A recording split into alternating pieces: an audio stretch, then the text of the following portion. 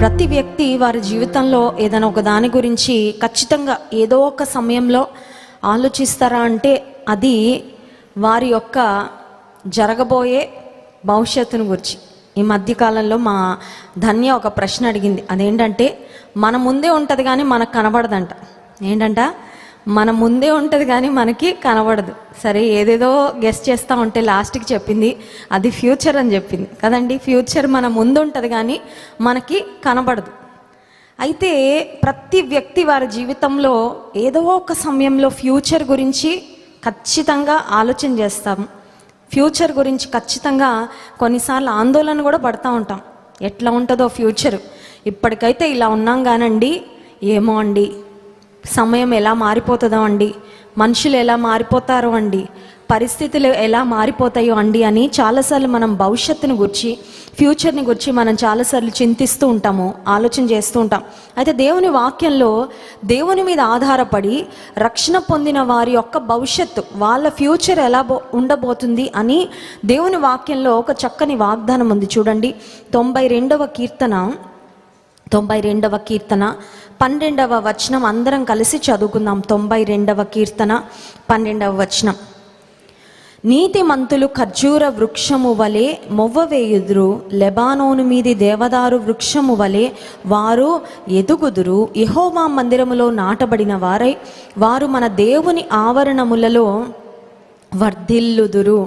నీతిమంతులు ఖర్జూర వృక్షము వలె మొవ్వు వేయుదురు. The righteous will flourish like a palm tree అనే మాట ఉంది. మొవ్వు వేయడం అంటే ఇంగ్లీష్లో ఉంది ఫ్లరిష్. ఫ్లరిష్ అంటే అర్థం ఏంటంటే బహుగా ఫలించడం, పచ్చగా ఉండడం, మంచి ఫలాలు ఇవ్వడం, మంచి దిగుబడి ఇవ్వడం. నీతిమంతులంట ఖర్జూర వృక్షము వలె ఫలిస్తారంట. ఇప్పుడు నీతిమంతులు అంటే ఎవరు అని ఆలోచన చేస్తే యెషయా గ్రంథం 61వ అధ్యాయము 10వ వచనంలో ఒక మాట రాయబడింది. చూడండి, యెషయా గ్రంథము 61వ అధ్యాయము 10వ వచనం. శృంగారమైన పాగా ధరించుకొనిన పెండ్లి కుమారుని రీతిగాను, ఆభరణములతో అలంకరించుకొనిన పెండ్లి కుమార్తె రీతిగాను ఆయన రక్షణ వస్త్రములను నాకు ధరింపచేసి ఉన్నాడు. నీతి అను పైబట్టను నాకు ధరింపచేసి ఉన్నాడు. దేవుడు మనకి కొన్ని వస్త్రాలు ఇచ్చాడంటండి. ఏ వస్త్రాలు అవి? ఏ బ్రాండెడ్ క్లోత్స్? ఈ రోజుల్లో చాలామందికి బ్రాండ్ పిచ్చి పట్టేసింది, అవును కదండి. బట్టలకి బ్రాండ్ ఉండాలంట. ఆ బ్రాండ్ ఉండగానే ఆ బట్టల రేటు పెంచేస్తూ ఉంటారు, మనకు అది తెలియదు కదండి. ఆ బ్రాండ్ వేసుకుంటేనే విలువ, ఆ బ్రాండ్ వేసుకుంటేనే మనకేదో వాల్యూ ఉంటుంది అన్నట్లుగా కొంతమంది, some people are very crazy about brands. అయితే నేను ఒక మాట చెప్తాను, బట్టల్ని బట్టి మనకి విలువ రావడం కాదు, మనల్ని బట్టి మన బట్టలకి విలువ వస్తుంది. మదర్ తెరేసా ఏ బ్రాండ్ వేసుకుందండి? ఆమె బ్రాండెడే కాదు, ఆమె వేసుకున్న బట్టలు, ఆమె జీవితాన్ని బట్టే, ఆమె బట్టలకి, ఆమె రూపానికి ఒక విలువ. ఎంత అందమైన వాళ్ళనో చూడండి, వారి క్యారెక్టర్ బాగలేకపోతే, వారి జీవిత విధానం బాగలేకపోతే, అపవిత్రతతో అన్యాయంతో జీవిస్తూ ఉంటే వాళ్ళకి ఎంత అందం ఉన్న అందానికి విలువ సున్నా, ఉండదు కదండి. సో మన అంతరంగాన్ని బట్టి, మన యొక్క హృదయాన్ని బట్టి, మనలో ఉన్న నాణ్యతను బట్టి మన పైరూపానికి విలువ వస్తుంది. కానీ నా పైరూపాన్ని బట్టే, లేకపోతే నేను వేసుకున్న వస్త్రాలని బట్టి నాకు విలువ వస్తుంది అనుకున్నారంటే అది చాలా బుద్ధిహీనత, బుద్ధి తక్కువ వారి యొక్క ఆలోచన అది ఖచ్చితంగా. అయితే దేవాతి దేవుడు తన ప్రజలకు కొన్ని చక్కని అమూల్యమైన వస్త్రాలు ఇస్తున్నాడంట. ఈ వస్త్రాలు ఏంటి అని ఆలోచన చేస్తే ఇక్కడ 2 మాటలు ఉన్నాయి కదండి. రక్షణ వస్త్రమును నాకు ధరింపచేసి ఉన్నాడు, నీతి అను పైబట్టను నాకు ధరింపచేసి ఉన్నాడు. రక్షణ అనే వస్త్రము, నీతి అనే పైబట్ట, ఇవి 2 ఉన్నాయా మీకు? నాకైతే ఉన్నాయండి. రక్షణ పొందిన వారందరికీ ఖచ్చితంగా ఉన్నాయి. స్పిరిచువల్గా we have those, we are clothed with robe of righteousness. మనందరికీ కూడా రక్షణ వస్త్రాన్ని, నీతి అను పైబట్టను దేవుడు ధరింప చేశాడు. సో ఆదిలో ఆదాము హవ్వలు ఎప్పుడైతే దేవునికి విరోధంగా పాపం చేశారో దే బికేమ్ నేకెడ్ కదండి. వారికి వస్త్రహీనులుగా వారు తమకు తాము కనబడ్డారు. వారికి అప్పుడు సిగ్గు తెలిసిందంట. కానీ దేవుడు వారికి చర్మపు చొక్కాయలు ప్రిపేర్ చేయించి వారికి ఆ వస్త్రాలు దేవుడు వారికి ఇచ్చాడు. ఆ తర్వాత నుండి మనం గమనించినట్లయితే ఈ క్లోతింగ్ ఇండస్ట్రీ ఇదంతా వచ్చింది. సో పాపము ఈ లోకంలోకి ప్రవేశించక ముందు వరకు దేవుని మహిమతో, దేవుని పోలికలో చేయబడిన సృష్టిగా ఉన్న నరులు నింపబడి కప్పబడి ఉన్నారు. కానీ పాపం వలన ఇప్పుడు ఈ వస్త్రాలు ఇవన్నీ కూడా మనం ధరించుకుంటా ఉన్నాము. మన శరీరాన్ని ప్రొటెక్ట్ చేసుకోవడానికి వస్త్రాలు ధరించుకుంటున్నాం. అయితే రక్షణ పొందిన ప్రతి ఒక్కరికి దేవుడు రక్షణ వస్త్రాన్ని అనుగ్రహించారు, నీతి అను పైబట్టను దయచేశారు. సో ఈ నీతి అను పైబట్ట మనం కొనుక్కోలేదు. రక్షణ ఎవరైనా కొనుక్కున్నారండి? Have we bought it with any price? కొనుక్కోలేదు మనం, కానీ అది కొనబడిందే. రక్షణ వెల మనం చెల్లించలేదు, కానీ ప్రభు మన కొరకు వెల చెల్లించి ఇదిగో మీరు ఫ్రీగా తీసుకోండి అని ప్రభు ఇచ్చాడు. హల్లెలూయా. సో రక్షణ అనేది చాలా అమూల్యమైనది. రక్షణ అనేది వెల కట్టలేనిది. కానీ ఆ రక్షణ నీవు నేను పొందడానికి వెల యేసుక్రీస్తు ప్రభు వారు చెల్లించి మనకి ఉచితంగా రక్షణ వస్త్రాన్ని, నీతి అను పైబట్టను ధరింపచేశారు. సో ఇప్పుడు రక్షణ పొందిన వారి యొక్క భవిష్యత్తు ఏంటి? How is my future going to be? మీకు ఎప్పుడైనా ఆలోచన వచ్చిందా? మీకు ఎప్పుడైనా కలవరం వచ్చిందా? అర్ధరాత్రి మెలకువ రాగానే అమ్మో 10 సంవత్సరాలు అయిన తర్వాత ఎలా ఉంటుందో నా బ్రతుకు కదండి, 20 సంవత్సరాలు పోయిన తర్వాత నా స్థితి ఎంత దయనీయంగా ఉంటుందో, నా భవిష్యత్తు ఎలా ఉంటుందో అనే ఆలోచన మీకు వచ్చినట్లయితే దేవుని వాక్యంలో ఒక భరోసా ఉంది. దేవుడిస్తున్న ఒక చక్కని శ్రేష్టమైన మాట ఉంది. ఆ మాట మనందరినీ ధైర్యపరిచే మాట. అదేంటంటే 92వ కీర్తన 12వ వచనం, ఇందాక మనం చదివిన వాక్య భాగము, నీతిమంతులు ఖర్జూర వృక్షము వలె మొవ్వ వేయుదురు అనే మాట. ఇప్పుడు ఖర్జూర వృక్షమే అని ఎందుకు చెప్పారు దేవుడు? Why not any other tree? Why not any other plant? ఇన్ని మొక్కలున్నాయి, ఇన్ని వృక్షాలు ఉన్నాయి, పువ్వులు పూసే చెట్లు ఉన్నాయి, కాయలు కాసే చెట్లు ఉన్నాయి, బట్ అన్నిటిలో కూడా దేవుడు ఖర్జూర వృక్షం అని ఎందుకు చెప్పారు? మేము గడిచిన 2 వారాల క్రితము అమెరికా దేశము వెళ్ళినప్పుడు ఫస్ట్ మేము కాలిఫోర్నియా అనే ఆ స్టేట్లో మేము ల్యాండ్ అవ్వడం జరిగింది. అక్కడున్న వాతావరణ పరిస్థితులను బట్టి అనుకుంటా ఒక్కొక్క మొక్క చూస్తూ ఉంటే ఎంత అందంగా ఉందో అండి.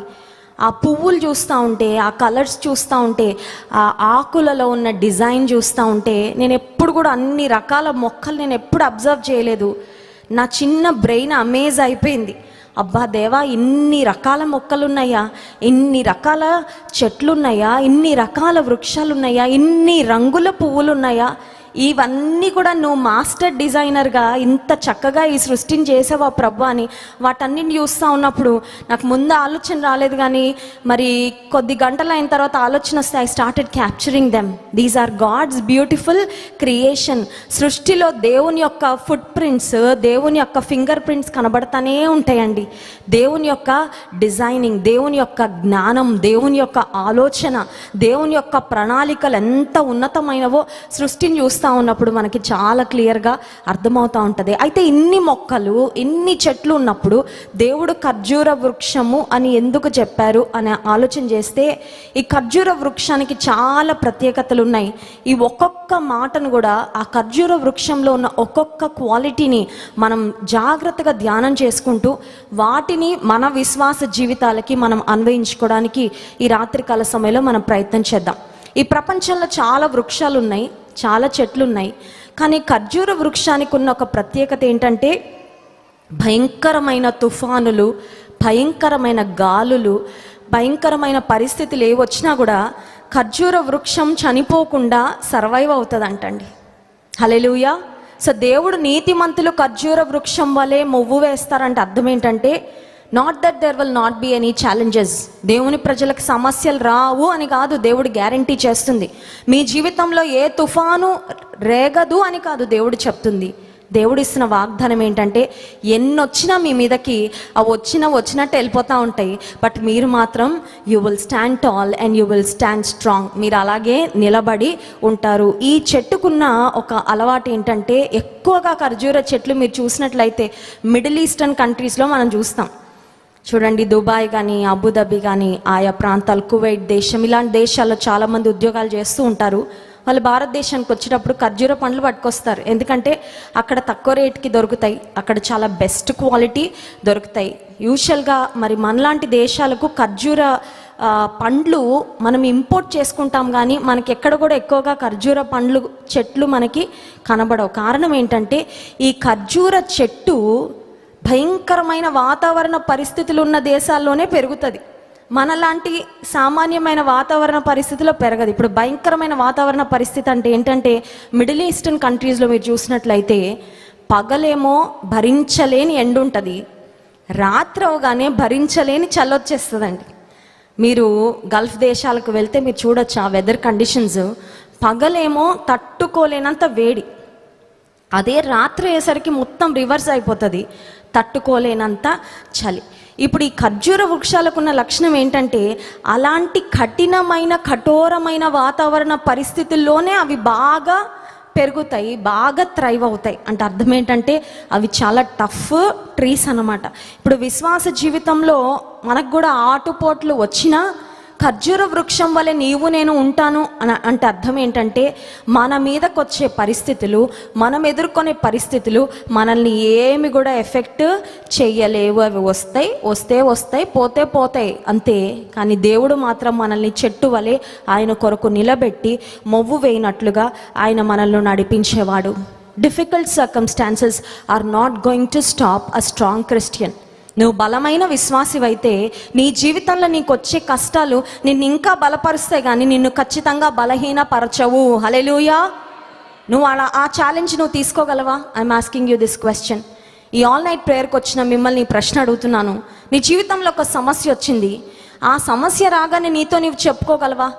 ఈ సమస్యలో నేను ఇంకా స్ట్రాంగ్ అవుతాను విశ్వాసంలో, ఈ సమస్యలో నేను దేవుణ్ణి ఇంకా ప్రేమిస్తాను, ఈ సమస్యలో నేను దేవుని కొరకు నమ్మకంగానే ఉంటాను, కానీ ఈ సమస్య నన్ను విశ్వాసంలో కానీ, దేవుని వెంబడించటంలో కానీ, దేవుని ప్రేమించటంలో కానీ నన్ను బలహీనపరచనివ్వను అని నీతో నీవు ఎప్పుడైనా చెప్పుకున్నావా? చూడండి, మనలో మనం తీసుకునే నిర్ణయాలను బట్టే మన జీవితం ఉంటుంది, అవునా కాదా?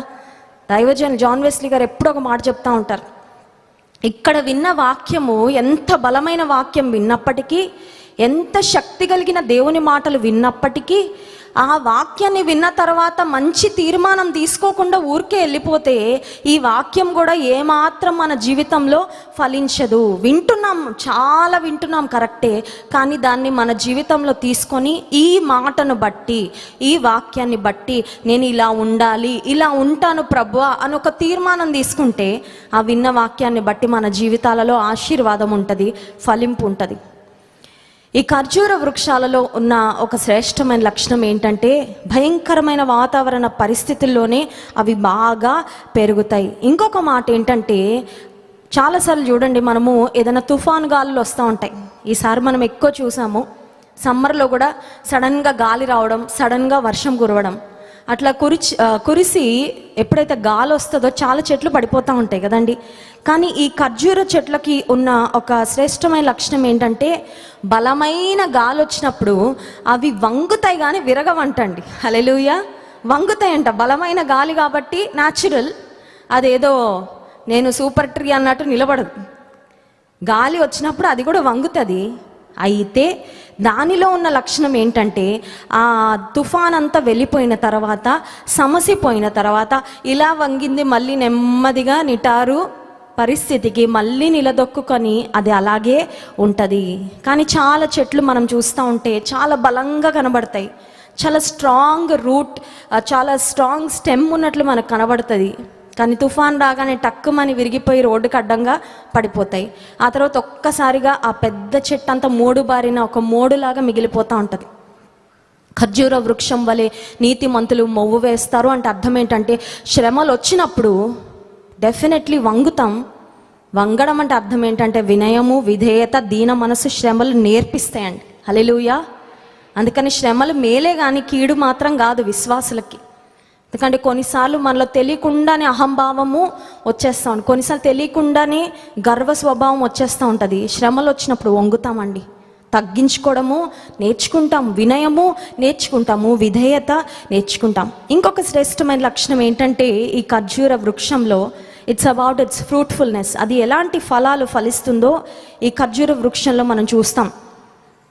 8వ సంవత్సరం నుండి, అంటే అది భూమిలో నాటబడిన దగ్గర నుండి 8వ సంవత్సరం వరకు ఎలాంటి ఫలాలు ఉండవట. కానీ 8వ సంవత్సరం నుండి ఖర్జూర వృక్షము ఫలించడం ప్రారంభిస్తుంది. అది ఎంతకాలం వరకు ఫలిస్తుందంటే 100 ఏళ్ల వరకు ఫలాలు ఇస్తూనే ఉంటుందంటండి. హల్లెలూయా. అంటే దేవుని బిడ్డలకి ఎక్స్పైరీ డేట్ బ్రతికినంత కాలం దేవుని కొరకు ఫలిస్తానే ఉండాలని, ఉంటామనే దేవుడు వాగ్దానం చేశాడు. నీతిమంతులు ఖర్జూర వృక్షము వలె. ఇప్పుడు ఇంటికి వెళ్ళాక అద్దం చూసుకొని ముడతలు వచ్చేసాయి, రిటైర్ అయిపోయాను కాబట్టి ఇంకా నేను ఏం చేయలేను దేవుని కొరకు అని ఎవ్వరు కూడా అనుకోవడానికి వీలే లేదు. Don't ever think that you are not useful for the kingdom of God. దేవుని కోసం పని చేయనండి, నేను ఇంట్లో ఎవరు నన్ను ఉపయోగకరమైన వ్యక్తిగా చూడట్లేదండి, శక్తి బలం ఉన్నప్పుడు అందరు నా మీద ఆధారపడే వాళ్ళు, కానీ ఇప్పుడు ఏమీ చేయలేకపోతున్నాను కాబట్టి ఎవరు నన్ను పట్టించుకోవట్లేదండి అని అనుకుంటున్నారేమో. మీరు కూడా దేవునికి కావాలి, మీరు కూడా దేవుని కొరకు వాడబడగలరు నిశ్చయంగా. ఒక సహోదరి, ఆమె దృష్టిని కోల్పోయింది. She was born blind. ఒక అందురాలిగా ఆమె పుట్టింది.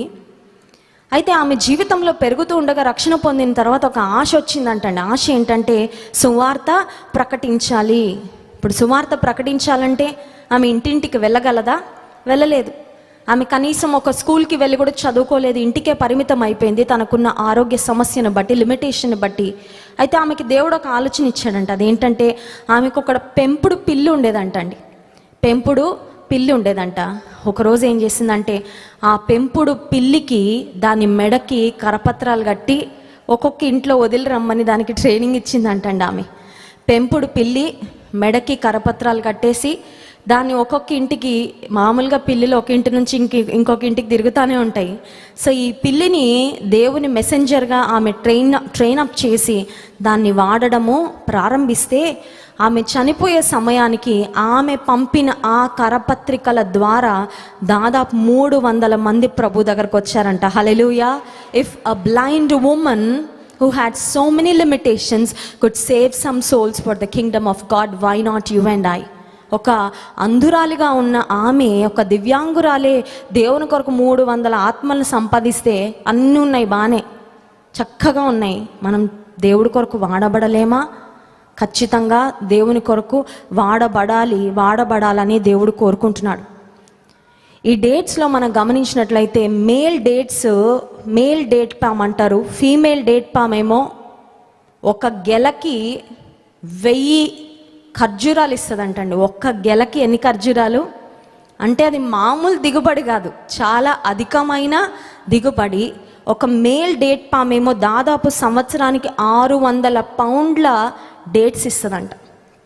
అంటే ఒక్క మాటలో చెప్పాలంటే ఏ వ్యక్తి అయితే తన ఇంట్లో కానీ తన పొలంలో కానీ ఒక ఖర్జూర వృక్షాన్ని వేసుకుంటాడో అతనికి దాని వలన లాభమే తప్ప ఎటువంటి నష్టం కూడా ఉండదు. ఈ చెట్టు వేసుకున్నానండి, దీనివల్ల ఏ ఉపయోగం లేదని రిగ్రెట్ అయ్యే పరిస్థితి ఎప్పుడు కూడా ఆ చెట్టు తెప్పించదన్నమాట.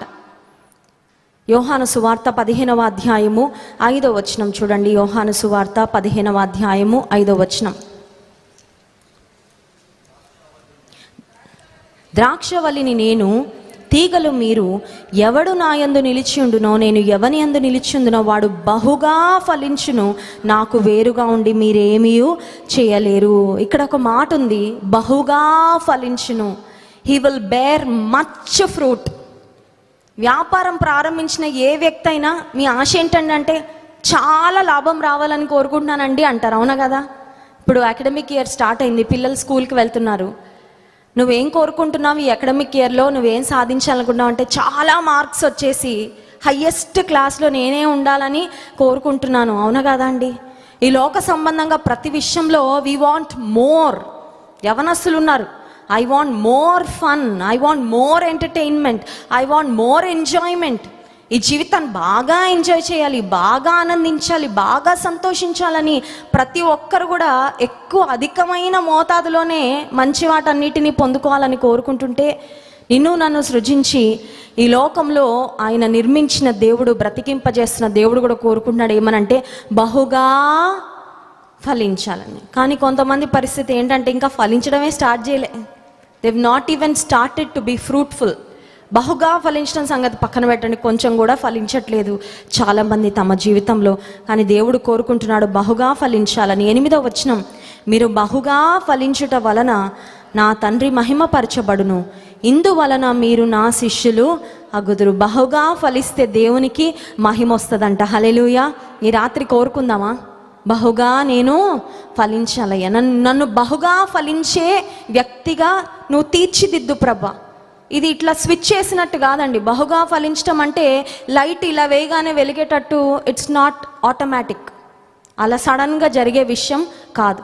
When you spend time in the presence of the lord, as you keep obeying the voice of God, దేవుని మాటకు విధేయత చూపిస్తూ ఉండగా, దేవుని సన్నిధిలో సమయం గడుపుతూ ఉండగా, నిన్ను నీవు ఉపేక్షించుకుంటూ ప్రభువును అనుసరిస్తూ సాగిపోతూ ఉండగా ఫలించి ఫలించి ఫలించి బహుగా ఫలించే అనుభవంలోనికి మనము వస్తాము. తండ్రి యొక్క ఉద్దేశము, దేవాతి దేవుని యొక్క ఆకాంక్ష ఏంటంటే మనందరము బహుగా ఫలించాలి.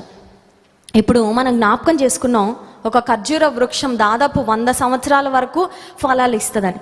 ఇప్పుడు ఇంతగా ఫలిస్తుందంటే ఏదో సీక్రెట్ ఉంటుంది కదా, ఉంటుందా? చూడండి, లలిత జ్యువెలర్స్ ఆయన ఉంటాడు, ఆయనని యూట్యూబ్లో ఇంటర్వ్యూలు చాలామంది చేశారు. అయితే ఆ ఇంటర్వ్యూలలో ఖచ్చితంగా ఒక ప్రశ్న అడుగుంటారు. నాకు ఆ ఇంటర్వ్యూ అంతా చదివే సమయం, వినే సమయం లేకపోయింది, కానీ చాలామంది ఇంటర్వ్యూలు చేశారని అయితే గమనించాను. ఖచ్చితంగా వారందరూ ఒక ప్రశ్న అడుగుంటారు, అదేంటంటే what is the secret of your success. అవునా కదా? ఒక సక్సెస్ఫుల్ పర్సన్ తన కెరియర్లో, ఎలాంటి కెరియర్ అయినా ఉన్నత స్థితికి వెళ్ళాడంటే ఆ స్థితికి వెళ్ళడానికి ఏదో ఒక రహస్యం ఖచ్చితంగా ఉంటుంది. ఇప్పుడు ఖర్జూర వృక్షము అంత ఉన్నతమైన స్థితికి వెళ్ళడానికి, అంతగా ఫలించడానికి రహస్యం ఏంటి అని ఆలోచన చేస్తే ఖర్జూర వృక్షానికి ఉండే వేర్లే రహస్యం అంట. The root system is the secret for the fruitfulness of the palm tree. ఏంటి దీని రూట్ సిస్టము, దీని వేర్లు ఎలా ఉంటాయి అని ఆలోచన చేస్తే దీనికి ప్రతి చెట్టుకున్నట్టు ఒక పెద్ద మెయిన్ రూట్ ఉండదంటండి. ఖర్జూర వృక్షానికి అన్ని చెట్లకు ఉన్నట్లుగా, మామూలుగా అన్ని చెట్లకు చూడండి ఒక పెద్ద రూట్ ఉంటుంది, బలమైన ఒక పెద్ద వేరు ఉంటుంది, ఆ తర్వాత కొన్ని చిన్న ఉంటాయి. కానీ ఖర్జూర వృక్షానికి అలా ఉండదంట. ఖర్జూర వృక్షానికి కొన్ని వేల చిన్న చిన్న వేర్లు ఉంటాయంట. ఈ వేర్లే దాన్ని చాలా బలంగా నిలబెడతాయంట. ఇందాక మనం చెప్పుకున్నాం కదా, బలమైన గాలి వచ్చినా, తుఫాన్ వచ్చినా వంగుతుంది కానీ విరగదు. కారణం ఏంటంటే ఈ రూట్స్ దాన్ని అలా నిలబెడతాయి అన్నమాట. ఈ రూట్సే దాన్ని అలాగా స్థిరంగా ఆ భూమిలో ఉండడానికి దోహదపడతాయి, సహాయపడుతూ ఉంటాయి. ఇప్పుడు విశ్వాస జీవితంలో అందరికీ కనబడేటప్పుడు నువ్వు దేవుని కొరకు ఫలించాలంటే వాట్ ఈస్ ద సీక్రెట్, రహస్యం ఏంటి అంటే, నీ రహస్య జీవితంలో నిన్నెవ్వరు చూడనప్పుడు నువ్వు దేవునితో ఎలా ఉన్నావో, నీవు దేవుని ఎదుట ఎలా ఉన్నావో దానిని బట్టి మనుషులందరి ఎదుట నీకు దేవుడిచ్చే విజయాలు, నీకు దేవుడిచ్చే ఘనత, నీకు దేవుడిచ్చే హెచ్చింపు, నీకు దేవుడిచ్చే ఆశీర్వాదము ఆధారపడి ఉంటుంది. చాలామందికి తెలియదండి. ఒక వ్యక్తి ఎంత ప్రార్థన జీవితం కలిగి ఉన్నాడు, ఒక వ్యక్తి దేవునితో ఎంత చక్కగా సహవాసం చేస్తున్నాడు, ఒక వ్యక్తి దేవుని సంపాదించుకొనుట కొరకు ఈ లోక సంబంధంగా ఏవేవి త్యజించాడు, వేటిని అసహించుకొని ఏ పాపాన్ని వద్దనుకొని ప్రభు కొరకు నిలబడితే ప్రభు ఆ వ్యక్తిని లేదా ఆ కుటుంబాన్ని ఆశీర్వదించాడని ఎవరు చూడరు. వచ్చేసిందండి, అలాగా వచ్చేసింది, ఆశీర్వాదం వచ్చి పడిపోయిందండి అనుకుంటారు. ఆశీర్వాదం ఎవరికి వచ్చి పడిపోదండి. బైబిల్లో ఏ భక్తునన్నా మనం తీసుకుంటే they walked with the lord, వాళ్ళు దేవునితో నడిచారు, వారు దేవునికి విధేయత చూపించారు, దేవుని మాట కష్టమైన వారు లోబడ్డారు, దేవుని కొరకు సమర్పణపూర్వకంగా జీవించారు, పాపాన్ని అసహించుకున్నారు. అప్పుడే దేవుడు అందరి ఎదుట వారిని హెచ్చించి వారి ద్వారా మహిమను పొందాడు. ఖర్జూర వృక్షమునకు ఉన్న వేర్లే అదంతగా ఫలించడానికి, అభివృద్ధి పొందడానికి ఒక బలమైన మూల కారణం. నీవు నేను మన రహస్య జీవితంలో ఎలా ఉంటున్నాం? ఈ రోజుల్లో సెల్ ఫోన్ ఒక పెద్ద రహస్య ప్రపంచం అయిపోయింది, అవును కదండి? చాలామంది ఈ మధ్యకాలంలో నేను ఒక స్టేటస్ చూసాను, ఒక పిక్చర్ చూసాను. అదేంటంటే, ఇంతకుముందు కుక్కని చైన్ కేసి ఒక స్తంభానికి కట్టేవాళ్ళు, ఇప్పుడు మనుషుల్ని ఫోన్ కేసి కట్టేసినట్టు అయిపోతుంది, అవును కదండి? కుక్కని ఒక స్తంభానికి కట్టేస్తే చైన్ కేసి ఇంకా అది అక్కడే ఉండేది. ఈ రోజుల్లో చాలామంది యవనస్తులు చూడండి, అమ్మా నాన్న వెనుక నుండి పిలుస్తున్న వాళ్ళకి ఏం వినబడట్లేదు, వారికి చెవులు పనిచేయట్లేదు, ఏదో గేమ్ ఆడుతూ ఉంటాడు, లేకపోతే ఏదో చాటింగ్ చేస్తూ ఉంటాడు, ఏదో వెబ్ సిరీస్ చూస్తూ ఉంటాడు, ఏదో మూవీ చూస్తూ ఉంటాడు, ఇంకా ఏమి కూడా పట్టించుకోడు. గంటల గంటల గంటల గంటల సమయము దాని కొరకే వెచ్చిస్తూ ఉంటాడు.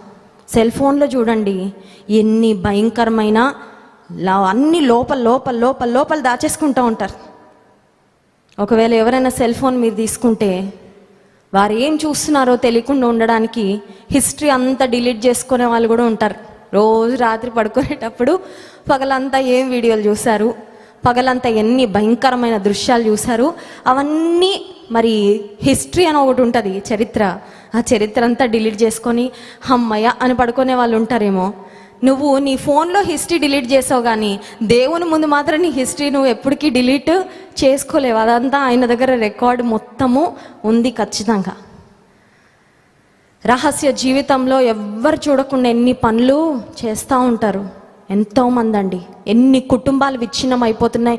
రహస్యమైన సాంగత్యాలు, రహస్యమైన అక్రమ సంబంధాలు, రహస్యమైన పరిస్థితులు, ఎన్ని కుటుంబాలు విచ్ఛిన్నం అయిపోతున్నాయి, ఎన్ని భయంకరమైన సంఘటనలు జరుగుతూ ఉన్నాయి. కారణం ఏంటంటే ఈ రహస్య జీవితంలో ఎవరికీ తెలియదు. అమ్మ అనుకుంటుంది అంతా బాగానే ఉన్నాడు కదా, మా అమ్మాయి అంతా she is perfect. One fine day ఒక్కరోజు చూసేసరికి ఏదో జరిగిపోయి ఉంటుంది, జరగకూడని పరిస్థితి. ఏంటి అంటే రహస్య జీవితంలో ఎక్కడో పొరపాటు జరిగిపోయింది. అదే బహిరంగంగా ప్రపంచంలో ఒకరోజు అందరికీ కనబడేలాగా ఎన్ని భయంకరమైన సంఘటనలు జరగట్లేదు. రహస్య జీవితంలో ఎవ్వరు చూడనప్పుడు ప్రభువుతో నమ్మకంగా నడిస్తే, నమ్మకంగా ఆయన మీద ఆధారపడితే, నమ్మకంగా ఆయనను ఆశ్రయిస్తే, ఆయన ఎదుట నిందారహితుడుగా నడుచుకుంటే, దేవుడు అబ్రహాంతో కూడా అదే చెప్పాడు, నా సన్నిధిలో నీవు నిందారహితుడవై నడుచుకో అని చెప్పాడు. దేవుడు అబ్రహాంకి పెద్ద ఆజ్ఞం ఇవ్వలేదండి.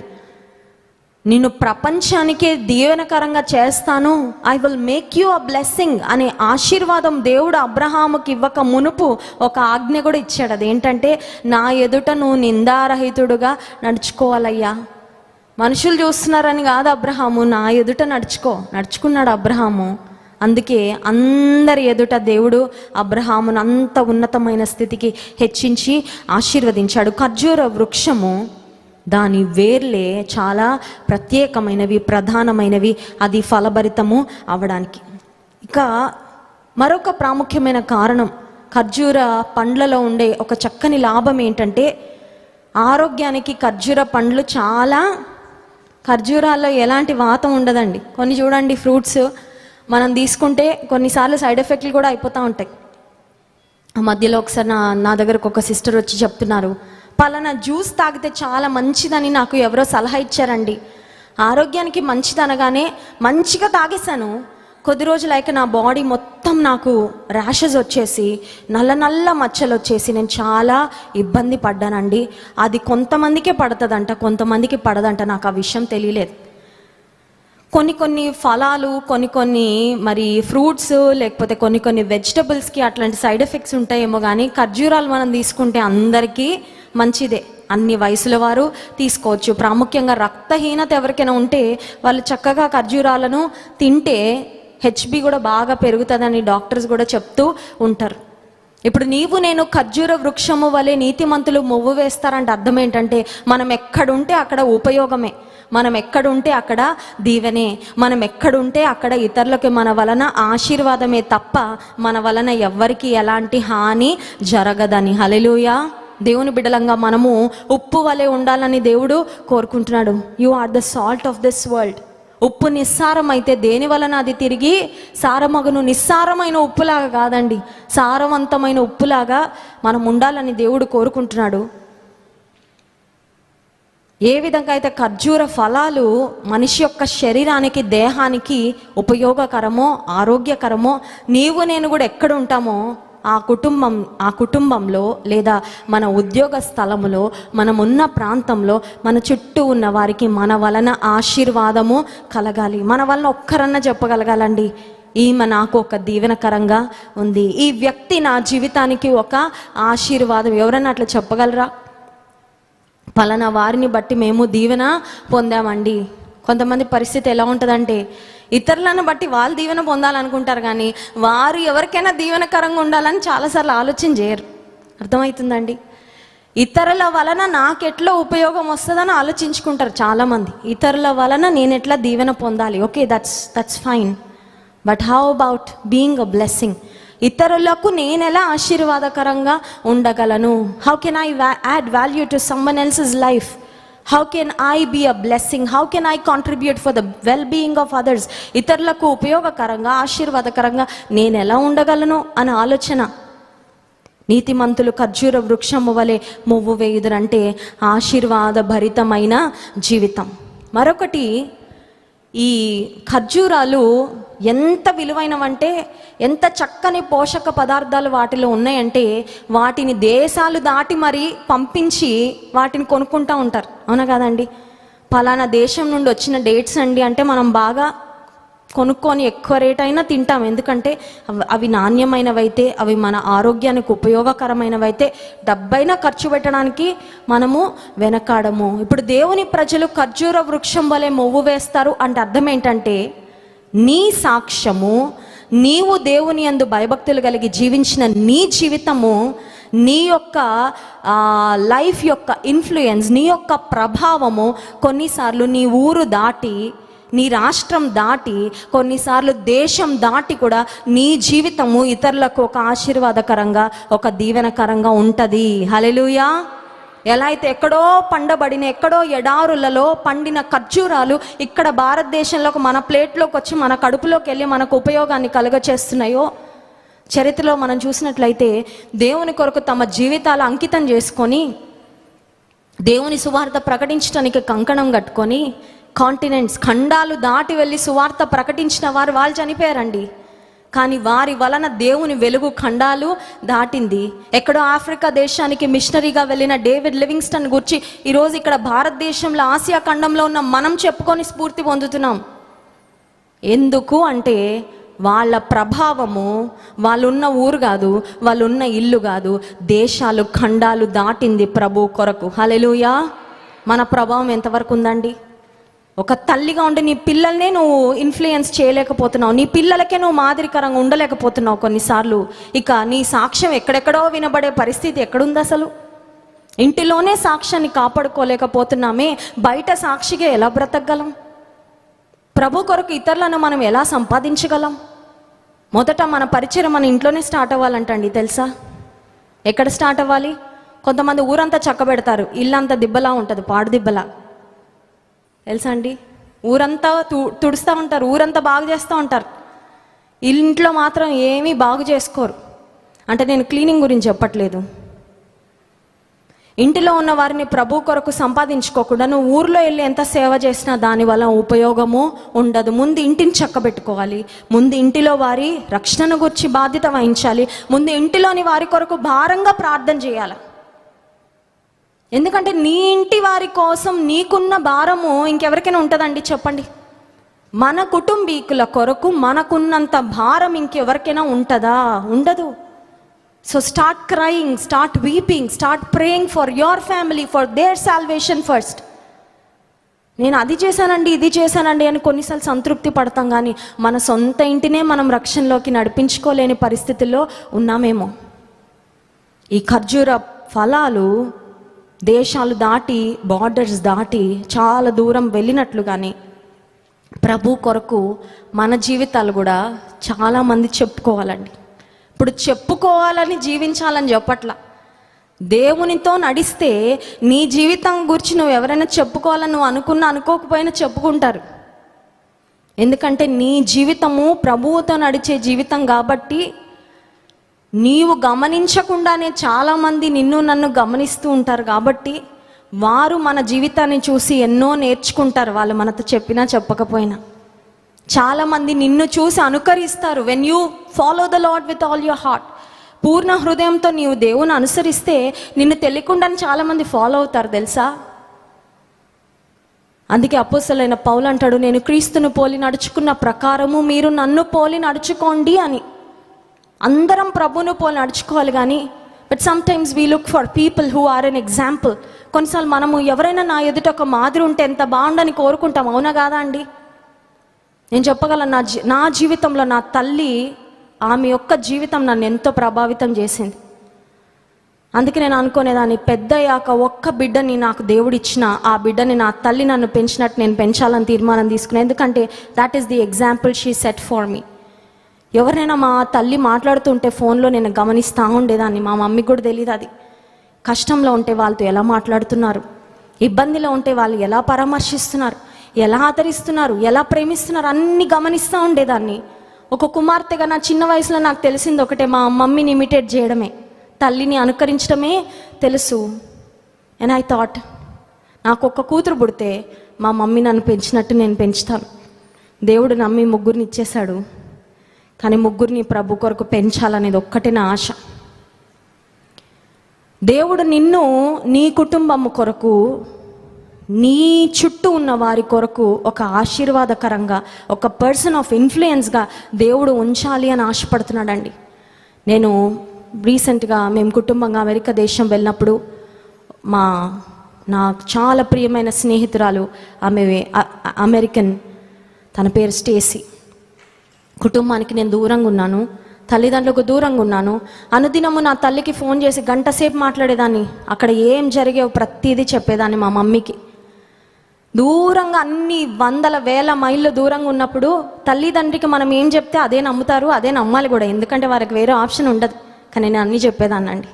పొరపాటు చేసినా చెప్పేదాన్ని, మంచి చేసినా చెప్పేదాన్ని, ఏదన్నా పొరపాటు చేసినా, తొందరపాటు పని చేసినా చెప్పి మరీ తిట్టించుకునేదాన్ని. ఎందుకంటే I don't want to go astray, తప్పిపోకూడదు అనే ఒక పట్టుదల, ప్రభువులో ఉండాలనే ఒక పట్టుదల.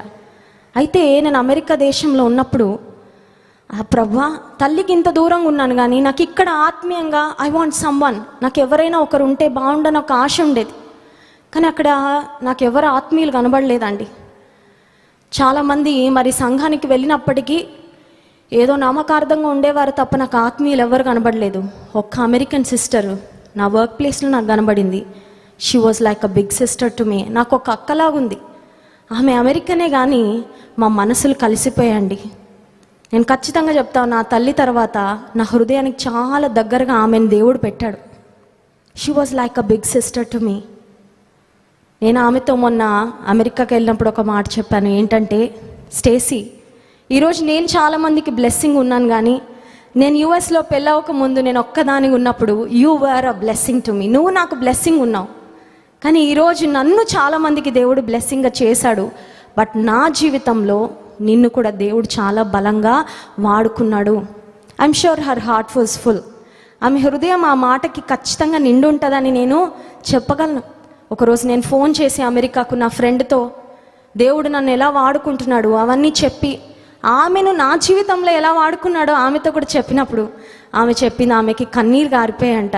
ఆమె చెప్పింది, నేను ఇన్ని మాటలు వింటానని నేను ఎప్పుడు కూడా ఊహించలేదు అని చెప్పిందండి.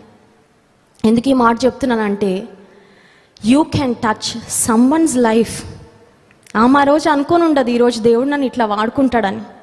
ఒక్క సహోదరిగా ప్రభువులో నా ప్రక్కన ఉందంతే, నేను ఉన్నానని ఉండేది అంతే అన్నిటికీ. ఈమె ఎవరో ఇండియా నుంచి వచ్చిందిలే, నాకేంటి సంబంధం అని అనుకోలేదు. She loved me like her own sister. ఒక సొంత చెల్లిలాగా నన్ను ప్రేమించేది అక్కడ ఉన్నప్పుడు. స్పిరిచువల్గా వీ వర్ సో క్లోజ్.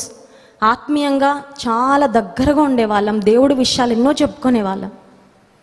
అయితే ఈరోజు ఆమె అక్కడ నాకు బ్లెస్సింగ్గా ఉన్నది, ఈరోజు నన్ను చాలామందికి దేవుడు బ్లెస్సింగ్గా పెట్టాడు. ఎందుకు ఈ మాట చెప్తున్నానంటే, నీవు ఒక్కరి జీవితాన్ని దేవుని కొరకు తాకినా వారు వెళ్ళి ఎంతమంది జీవితాలను తాకుతారో నీకు తెలియదు. You never know. మా తల్లి ఉద్యోగం చేయలేదండి, షీఈ్ వెల్ క్వాలిఫైడ్. మా మమ్మీ ఎంఏ లిటరేచర్ చేశారు, ఎంఎస్సి చేశారు, బీఈడీ చేశారు. మంచి గవర్నమెంట్ జాబ్ వచ్చింది మా మమ్మీకి కూడా మా చిన్నతనంలోనే. మా మమ్మీ డాడీ ఒక నిర్ణయం తీసుకున్నారు, ఏమనంటే, ఇద్దరం ఉద్యోగం చేస్తే పిల్లలకి చేతుల నిండా డబ్బులు ఇవ్వగలం, కానీ దేవుళ్ళో పెంచడానికి టైం ఉండదు. ఇద్దరం ఉద్యోగాలకు వెళ్తూ ఉంటాం, పరుగులు పెడతా ఉంటాం. అందుకని నేను ఉద్యోగం చేయను, పిల్లల్ని దేవుళ్ళో పెంచడానికి, సేవలో సహకరించడానికి నేను సమర్పించుకుంటాను. నా తల్లి ఉద్యోగం చేయలేదు. ఇప్పటికే అంటారు నా తల్లి, ఆ రోజు నేను సమర్పించుకుంది కొంచెమే, కానీ ఈరోజు దేవుడు ఇంత బలంగా నిన్ను వాడుకుంటాడని, నా సమర్పణను దేవుడు ఇంత ఆనర్ చేస్తాడని నేను ఎప్పుడూ అనుకోలేదు. ఎందుకు ఈ మాట చెప్తున్నానంటే, కింద వేర్లు ఎవరికి కనబడవండి, పైన చెట్టే కనబడుతుంది. అవునా కాదా? వచ్చేసిందండి చెట్టు, ఏదో అలా వచ్చేసిందిలే, పెరిగిపోయిందిలే అనుకుంటాం. కాదండి, వెనకాల వేర్లు ఉన్నాయి, వెనకాల వేర్లు ఉన్నాయి. నీ వేర్లు ఉన్నాయా బలంగా? నీతిమంతులు ఖర్జూర వృక్షము వలె మొవ్వు వేయుదురు అంటే అర్థం ఏంటంటే, నీవు నేను కూడా ఇతరులకు ప్రయోజనము, ఇతరులకు ఆశీర్వాదం. Don't expect anything in return. ఇంకొకరిని ప్రభులో ప్రోత్సహించేటప్పుడు, ఇంకొకరికి ఆశీర్వాదకరంగా ఉండేటప్పుడు నీ స్వార్థం ఆలోచించద్దు. ప్రభు మనసుతో ముందుకెళ్ళంతే, ప్రభు మనసుతో ప్రేమించంతే, ప్రభు మనసుతో వారికి సహకరించంతే. కానీ నీకు రివార్డ్ మాత్రం దేవుడు గొప్పగా ఇస్తాడు. హల్లెలూయా. Great is your reward in heaven. నీకు దేవుడిచ్చే బహుమానము చాలా ఉన్నతంగా, చాలా గొప్పగా ఉంటుంది. ఫైనల్ ఒక్క మాట చెప్పి ముగిస్తాను.